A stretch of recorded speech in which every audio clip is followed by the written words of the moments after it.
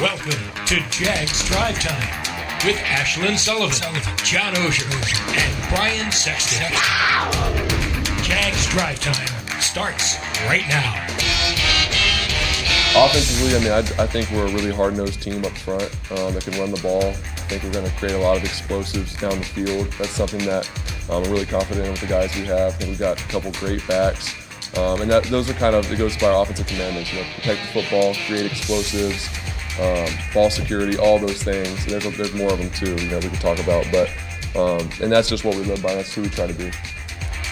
Big plans for this Jaguar offense under second-year quarterback Trevor Lawrence getting ready for Week 1 against the Washington Commanders. Welcome into Jaguars Drive Time on a Thursday. Ashlyn, Brian, and John here with you as we get ready for this game, our last show of the week, preparing for this Washington Commanders game. And back in the locker room yesterday, you can tell these guys are, at this point, just ready to play. Much anticipation. I was down by the offensive lineman talking to Brandon Sheriff and mentioned that shot that you just played, that soundbite with Trevor talking about the team's identity being hard-nosed and pushing guys around up front. And you just see all the offensive linemen, shaking their head. He wasn't talking to them, but he might as well have been. It resonated in the locker room. Yeah, and it's what you want to hear. And, of course, you don't know this team's identity as of right now, but Coach Peterson mentioned it as well, John. It's at the point now where we want to know what's the definition of this team, and we're not going to know until Sunday, but they have a good idea. Yeah, I thought it was interesting that Trevor went that way. And you kind of think but there's been so many changes.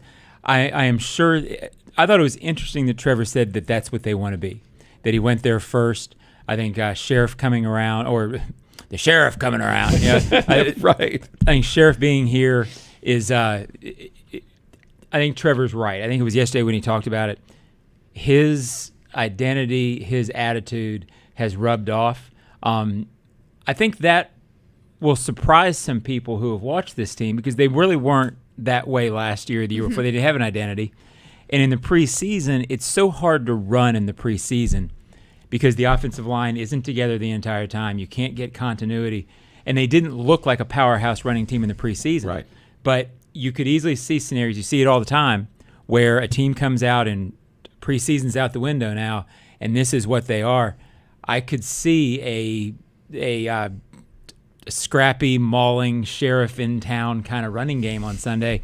And I think that'll surprise people, but I do think that's what they want to be. Well, if you played the rest of the soundbite, you would hear him talking about then going over the top, right? And going having deep the with option. Ball, which is what a lot of people want to hear. They don't want to hear 3 yards in a cloud of dust. They want to hear going deep. I had visions of the Raiders of the 70s when he was talking, right? Pound the ball, draw the safeties, go over the top. So it's not going to come together necessarily in Week 1, but that's who they want to become by the time the season is over. Right, especially because it's almost the trendy thing nowadays in the NFL to say, we're the explosive passing attack. Of course, and we'll run the ball here and there. So I was a little surprised as well for him to mention the running game first. It's just part of who they're going to be, but the part that the offensive line likes to hear the most. Absolutely. Well, getting J-Rob in there is key to that. I know we're moving on, but I don't know that Travis Etienne would be a back for a mauling, scrapping team. But you add James Robinson into that, and again, a guy who wasn't there in the preseason.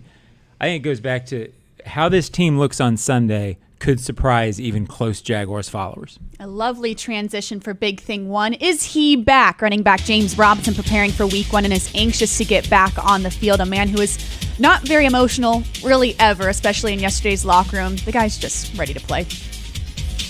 Yeah, it kind of sucked. I mean, there was a couple of plays they had to bring me out because I couldn't do it because it was like thud or something like that. But it was kind of hard just seeing I was right there, but I wasn't there yet. But I'm glad I'm here now. It feels pretty good. I mean, like you said, when I was in the huddle or anything, like it was kind of hard just kind of actually getting my reads down and not being able to actually read it and make my cuts and everything. But being in the huddle again feels pretty good, and I like it. Big Thing 2 is a familiar foe. Head coach Doug Peterson knowing this Washington Commanders team very well and knowing the quarterback Carson Wentz very well. Peterson talking about the similarities between Carson Wentz and quarterback Trevor Lawrence.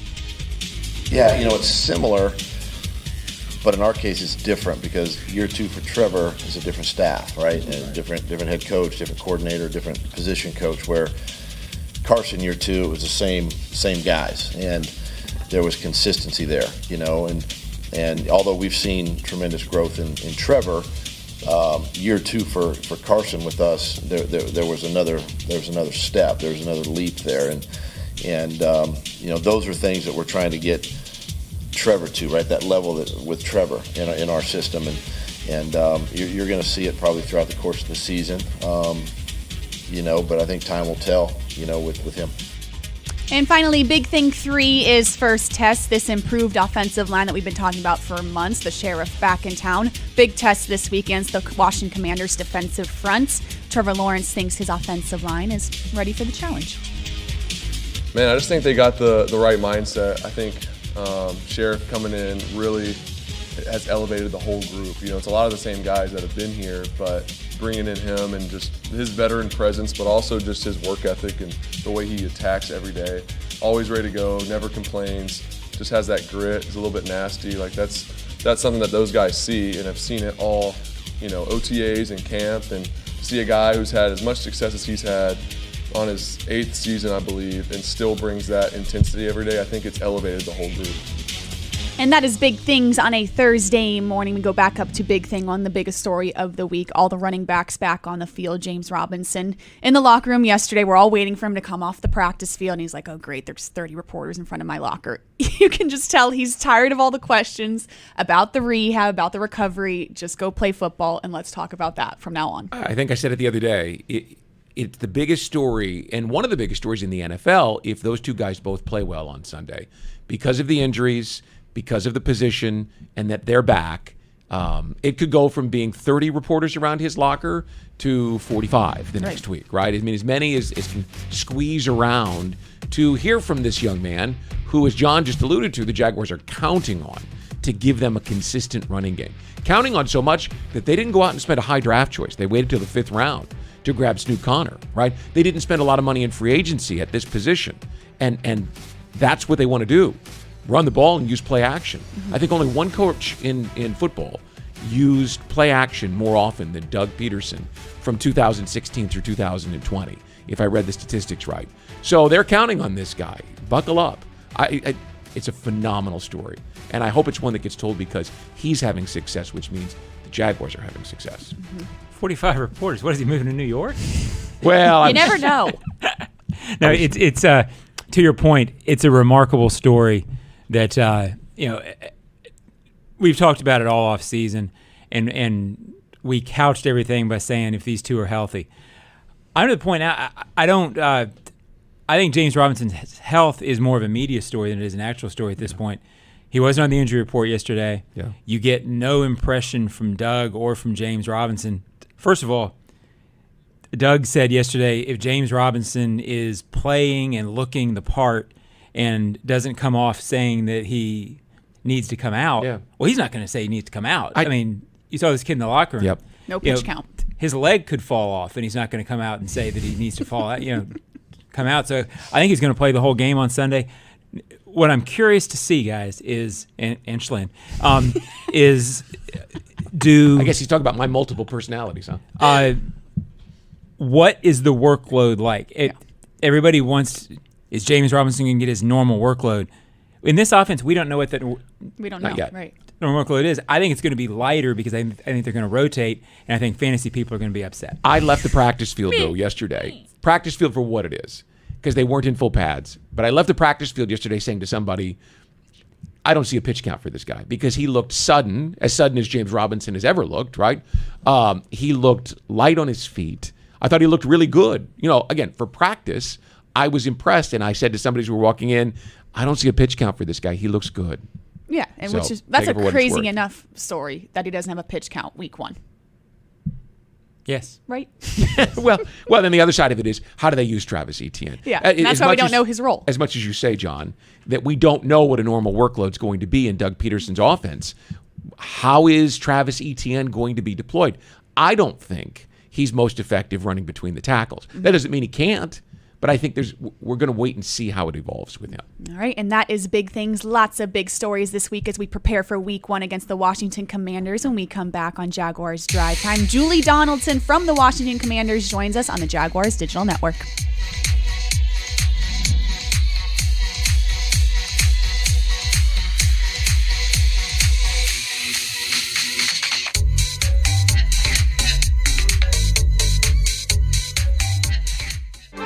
can step up to luxury now.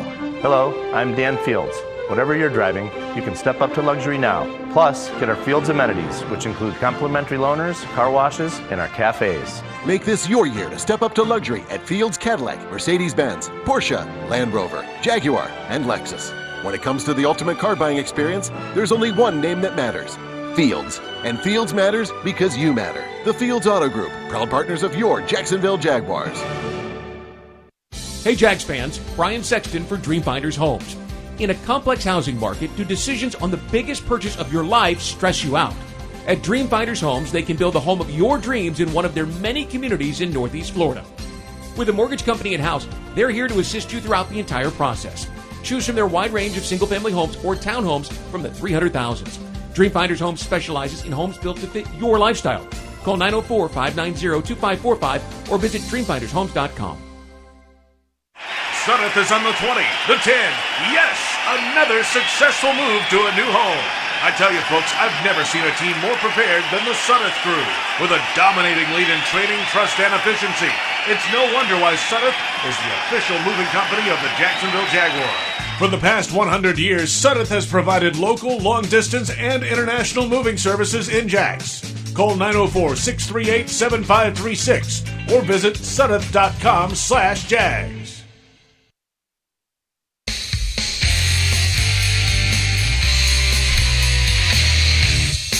We are back, Jaguars Drive Time, getting ready for Week 1 against the Washington Commanders, and happy to have Julie Donaldson, who is on the Commanders Game Day radio broadcast and is the Senior Vice President handling all things media for the Washington Commanders. Julie, thanks so much for joining us. Yeah, glad to be here. This is going to be an interesting game for myself because I'm actually from Jacksonville as well, and my parents are coming up. And my mom asked if she can wear Jacksonville attire, and I said, I might need to find her some Commanders gear. It pays the bill these days. Maybe we can do a dual outfit, a Jaguar top, Commanders bottoms. We'll figure it out. Well, that's super cool. Well, very cool to hear that you're from Jacksonville. What do you think about this game? We think just the game as itself is incredibly interesting for Week 1. Well, yeah, it's interesting because just for the fact that it is Week 1, you don't really know what you're going to get from either team. Of course, you guys with a new coaching staff and a lot of additions trying to take that next step. But then for Washington, we've got a lot of different additions on offense. And with Carson Wentz coming in here and now with extra options of drafting Jahan Dotson, Curtis Samuel being healthy, J.D. McKissick being back in there as well, how are they going to decide to define themselves on offense? That's something that everybody up here is waiting to kind of see. And then they had Brian Robinson, they drafted out of Alabama. That was really going to be exciting and kind of really beef up this run game. And then, of course, he tragically goes through and gets shot in the leg. And he's working his way back from recovery, so he's out. So we're kind of trying to figure out what is the identity going to be on offense. And on defense, can they step back up and be a dominant defense that they feel that they should be? And last year was rather a little bit, as many will say, they were humbled and a bit disappointed. Good morning, Julie. I think Ron Rivera has done a really good job at compartmentalizing things, and I'd love your opinion on it. You know, there have been some stories outside of football around the Commanders, and yet when you read about the Commanders or talk to people about the Commanders, it's all football. Can you give us a sense of how Ron has kept that thing focused on football this offseason and where this team is as they get ready to start with opening day? Yeah, we ask him that question a lot because since he's come here a couple of years ago, taking over a team that just had 3 wins, COVID happens. He ends up having cancer, doesn't miss a game, but he's going through treatment throughout the entire season, and you could see him just physically wiped. Alex Smith coming back from injury. Everything that happens around the quarterbacks. I think he's had 6 or 7 different starting quarterbacks in just a few years that he has been here. He attests it to his military background of just being kind of steady. And that's the one thing that when I first took on this job and was kind of learning about him, everybody would say he's a very steady leader. And he continues to be that way as he goes through everything now and still kind of trying to lead this team to be able to say, okay, one of his favorite sayings is what's interesting and what's important. Is it interesting? Okay, then let's not put too much attention into it. If it's important, then we need to focus in on it. So he's done a really good job kind of leading this team, and they've taken on his personality as well. And you can kind of see that this year with the players. Julie, you could make the argument that this could be a last chance for Carson Wentz. It's certainly a third chance, which for NFL quarterbacks, you don't get that many. How is he approaching it? What's your sense of sort of where he's at mentally going into this thing? I've been impressed by Carson. I mean, he gets hit up on this question almost every single interview he gets of that. Look, it didn't work out with the Eagles. It didn't work out with, your guru that drafted you, and you were at the Colts. And of course, everybody remembers that game that he had against you guys last season that basically lost him his job in Indianapolis, which is why he's here in Washington. And look, I mean, Coach Rivera's gone out there and made it very public that we want you. We want you to know that this is your team. We believe in you. They believe they can get him back to the form that he was in Philadelphia before he succumbed to a whole bunch of different injuries that kind of just like set things off on a bad course for him. But he comes in as a different leader and a different man. I mean, he claims that, his faith is first and foremost most important to him. So that keeps him steady. That he's got a family, he has 2 little girls that don't care if he throws interceptions or has a bad game. And so that kind of keeps him grounded. And then it's football after that. And make no mistake, this man's a competitor. He understands the pressure. He understands what this season means to him in his career as a starter. But so far, I mean, we're all curious too. How does he do? He's got that arm to stretch the field. We have the speed with Terry McLaurin and Jahan Dotson to be able to draw those defenders away. But is he going to, be as accurate as you want at times? So I think we're all just going to sit back and wait and see how this offense goes. But mentally, I feel like he's coming in pretty sound and pretty confident in himself. Julie, how is our old buddy Jack Del Rio deploying his defense without Chase Young, your best defensive player and one of the best pass rushers in the game? How is Del Rio overcoming the absence of such a great player early on? Yeah, well, last season, Chase Young didn't get off to the hottest start that we anticipated after winning Defensive Rookie of the Year and having, 8-9 sacks or so. In that season, you tend to expect those players to take big steps and big leaps. He was struggling a little bit early on. And then when he goes down to an injury, which is pretty gruesome, of an ACL and some other things mixed in there, he's going to at least miss the first 4 games of the season, starting on the physically unable to perform list. But they came together as a unit when he was out. One of the issues they had last season is they thought a lot of guys were just going for the numbers and playing individually, not as one unit.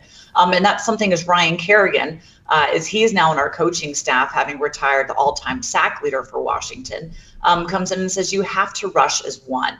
And so they kind of fall a little bit more into their system without Chase out there. But look, Montez Sweat is an animal of himself, a first-round draft pick, and he has been quietly racking up some pretty good numbers. You've got the interior line with Jonathan Allen, Deron Payne. Deron Payne's been having an outstanding camp. James Smith-Williams is coming in on the other side, filling in for Chase Young. Look, he might not be a Chase Young, but he's a very capable edge rusher as well. So they're trying to play more within the system as opposed to playing individually. Well, I know we all are looking forward to start this thing week 1 of the regular season. Julie, thank you so much for joining Jaguars Drive Time. We will see you on Sunday. All right. Thanks, guys. Absolutely. Coming up on the Jaguars Digital Network, some he will, he won't, he might. Stay with us.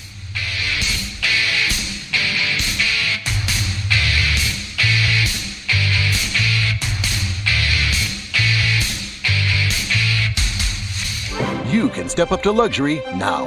Hello, I'm Dan Fields. Whatever you're driving, you can step up to luxury now. Plus, get our Fields amenities, which include complimentary loaners, car washes, and our cafes. Make this your year to step up to luxury at Fields Cadillac, Mercedes-Benz, Porsche, Land Rover, Jaguar, and Lexus. When it comes to the ultimate car buying experience, there's only one name that matters: Fields. And Fields matters because you matter. The Fields Auto Group, proud partners of your Jacksonville Jaguars. Hey Jags fans, Brian Sexton for Dreamfinders Homes. In a complex housing market, do decisions on the biggest purchase of your life stress you out? At Dreamfinders Homes, they can build the home of your dreams in one of their many communities in Northeast Florida. With a mortgage company in-house, they're here to assist you throughout the entire process. Choose from their wide range of single-family homes or townhomes from the 300,000s. Dreamfinders Homes specializes in homes built to fit your lifestyle. Call 904-590-2545 or visit dreamfindershomes.com. Jags fans, this is Shaquille Griffin. I'm going to share some of my secrets for competing in the NFL. First, the field is no place for hunger. Growing up, I got big and strong eating boiled peanuts. Today, our team is serious about fueling our bodies, and that means popping open some protein-packed peanuts from Luray's Peanuts. It's the same boiled peanut flavor I used to love eating as a kid, but with superfood nutrition that lets me tear it up on the field. Pick Luray's boiled peanuts at all Jaguar home games, or pick up a few bags at the grocery store and fuel up at home.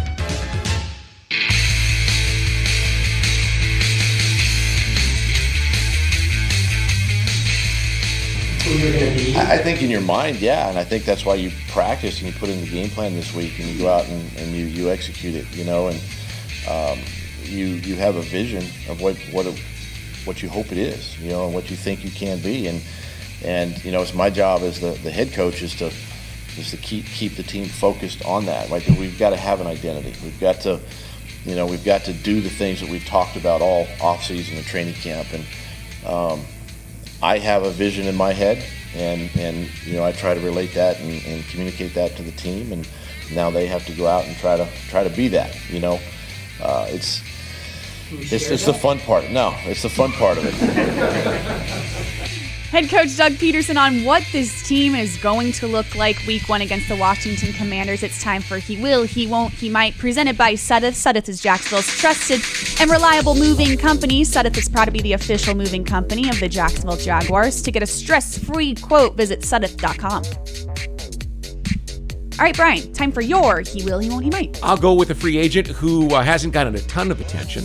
That's Evan Ingram, the tight end. And he will play the role of Alshon Jeffrey in this offense. If anyone's read Doug Peterson's book, Fearless, he talks about that season in a few chapters. And Jeffrey was a key player. He was the safety valve. He was the guy that was always where he was supposed to be on third down. He kept the chains moving, kept drives alive, and gave them all kinds of flexibility. And that's the role I believe that he will play in this offense. He won't be Travis Kelce. He won't be George Kittle. He's not going to be a 100-reception, 13-touchdown guy.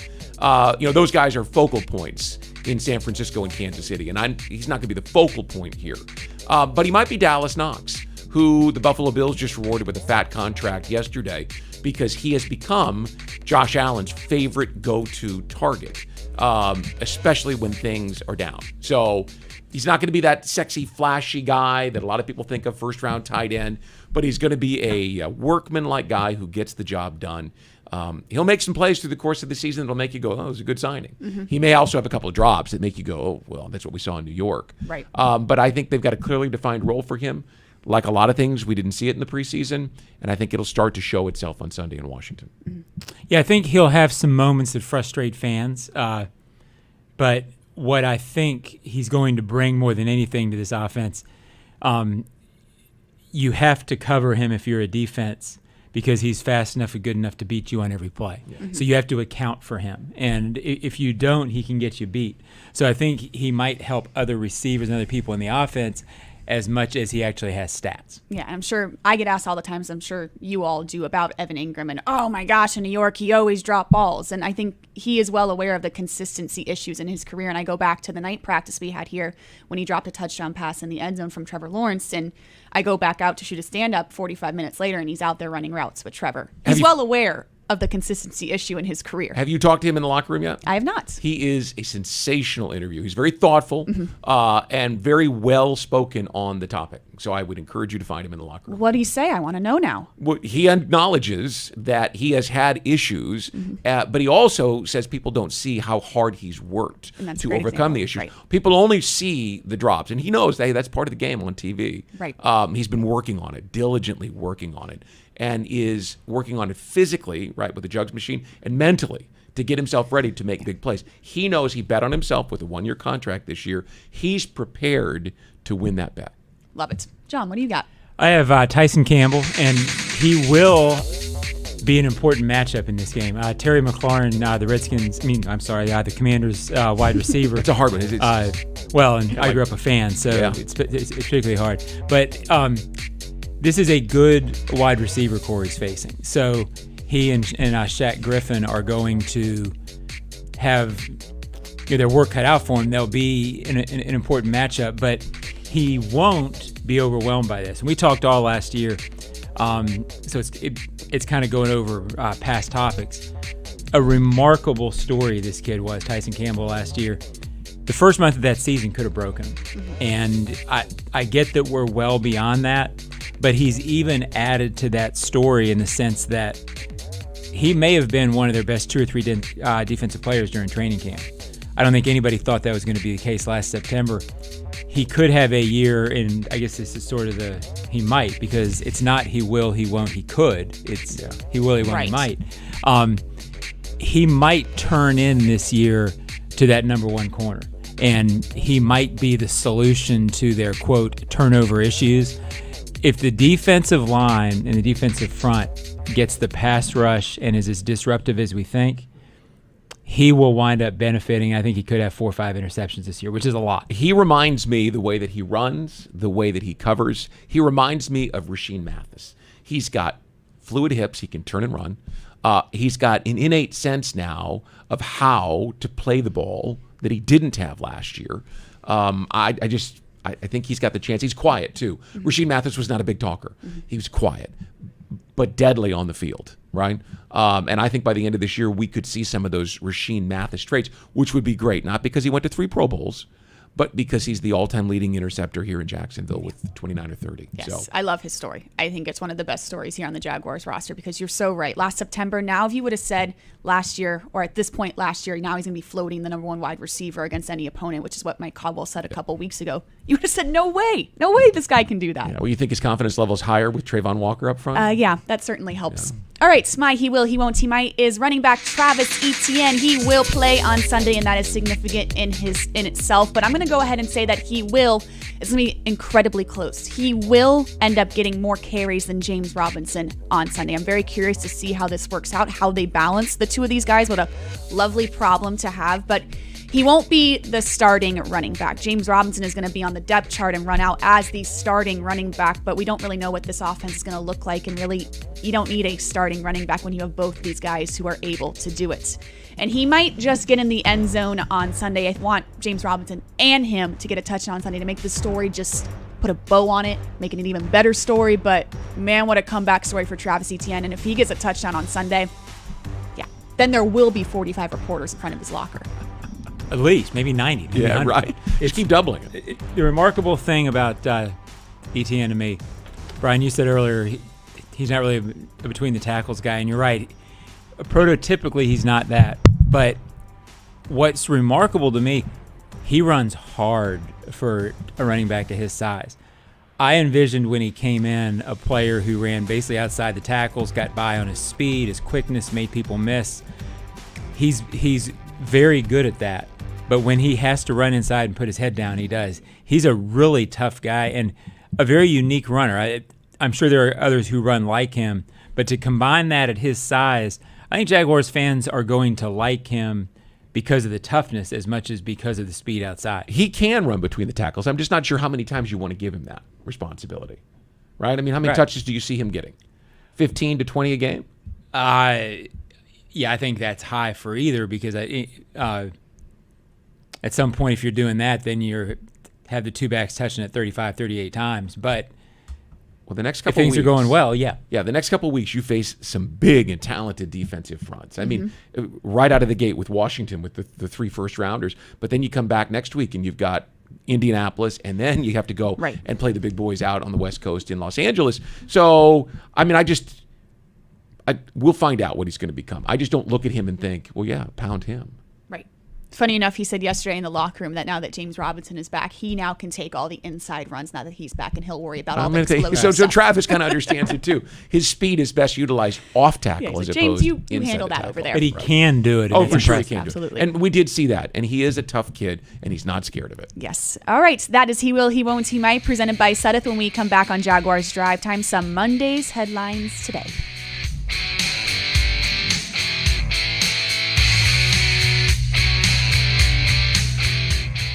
You can step up to luxury now. Hello, I'm Dan Fields. Whatever you're driving, you can step up to luxury now. Plus, get our Fields amenities, which include complimentary loaners, car washes, and our cafes. Make this your year to step up to luxury at Fields Cadillac, Mercedes-Benz, Porsche, Land Rover, Jaguar, and Lexus. When it comes to the ultimate car buying experience, there's only one name that matters: Fields. And Fields matters because you matter. The Fields Auto Group, proud partners of your Jacksonville Jaguars. At VyStar Credit Union, you inspire us to deliver on our promise, to do good for our members and our communities. That's why we offer more banking options, like better rates and no hidden fees. We also give back, donating several $1 million to hundreds of nonprofits each year. Better financial lives, stronger communities. VyStar Credit Union. Do good. Bank better. Visit vystarcu.org/join. Insured by NCUA. Hey Jags fans, Brian Sexton for Dreamfinders Homes. In a complex housing market, do decisions on the biggest purchase of your life stress you out? At Dreamfinders Homes, they can build the home of your dreams in one of their many communities in Northeast Florida. With a mortgage company in-house, they're here to assist you throughout the entire process. Choose from their wide range of single-family homes or townhomes from the 300,000s. Dreamfinders Homes specializes in homes built to fit your lifestyle. Call 904-590-2545 or visit dreamfindershomes.com.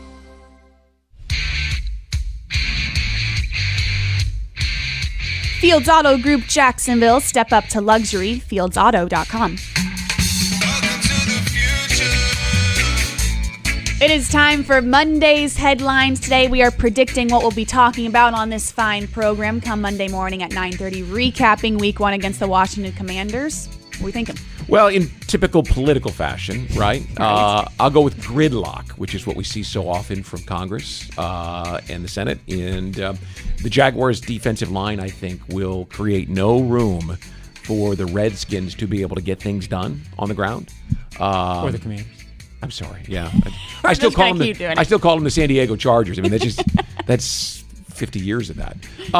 And I think that the Jaguars' defensive line will stack things up and make it very hard to get anything done for the Commanders on the ground on Sunday. Love it, John. What are you thinking? Well, I think the Jaguars will win. First of all, I think they will win by creating turnovers, which will create a turnaround for the organization. So my headline is turnover, turn around, turn it up. I see you've gotten into the spirit of this segment this year. Wow, they don't That write leaves that you on with headlines. nothing to say. But You turn better, it up. if you're going to be the last headline, you better be good, Schlin. It's so boring. My headline compared is it's running game revamped because we're going to talk about the running game on Monday and how revamped it is because Trevor Lawrence said that's what he wants his offense to be. And that's what it will be because Trevor gets what he wants. Give me one of these. Schlin. Turn it up. Give me one of these. It's not as exciting as this guy. It certainly isn't. He's going last next week. All right, and that's Jaguars Drive Time on a Thursday. Thank you for tuning in with us. Stay with us on Jaguars.com all weekend long. We'll recap that Commanders game right here Monday morning, 9:30. See you there.